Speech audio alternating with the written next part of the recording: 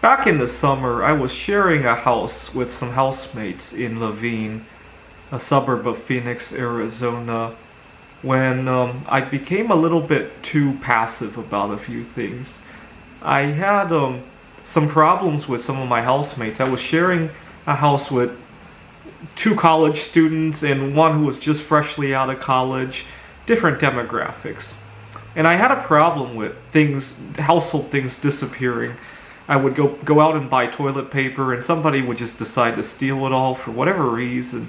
My silverware kept disappearing, paper towels. I couldn't clean up in the kitchen as I was cooking because I had gotten a box of latex gloves in order to wash everybody else's dishes because everybody's dishes were piled high in the sink.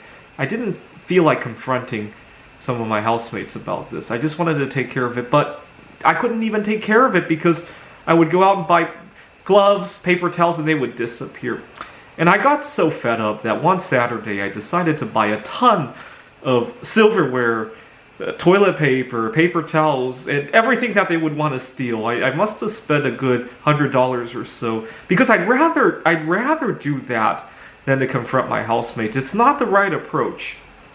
But you know what? I went out to get, I think I got 20 or so forks and 2 boxes of toilet paper.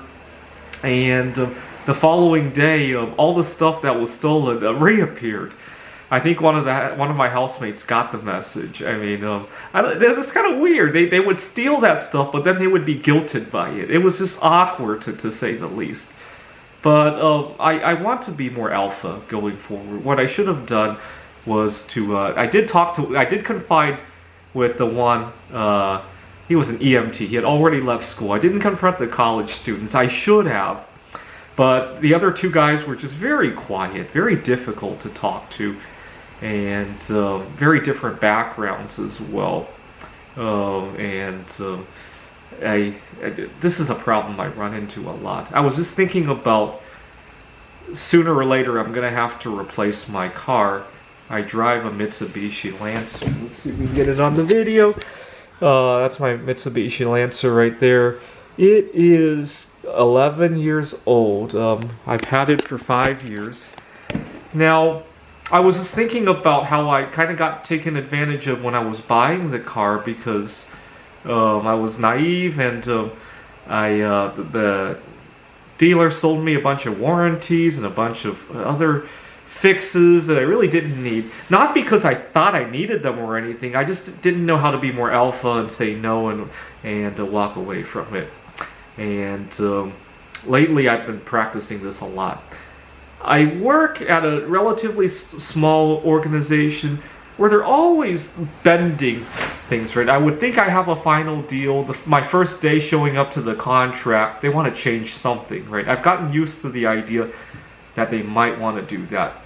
And so this past month, I had to play a little bit with them. I took on the contract, and I took on some other work with a tutoring center that I knew would have a conflict.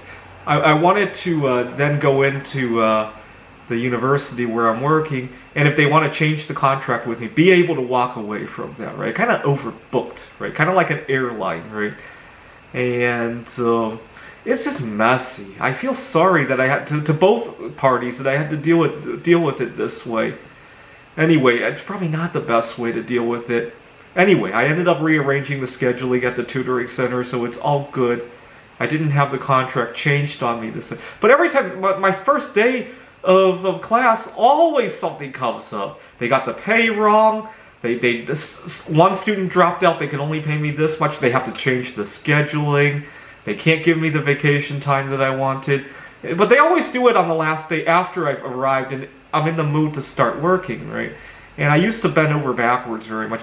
And then during the pandemic, I learned the hard way that when crap hits the fans, you're all on your own, and that's why I really regretted doing that. And especially during the pandemic, unfortunately, I had to collect unemployment. And all the times that they shafted me, I got shafted again on unemployment because it's based on how much you made, right? And that really upset me. And that's when I started to not allow them to play that game anymore. But they still do it. They still want to weasel their way with various little details every time. So in 2022, I want to really have a good time practicing, not allowing that to happen.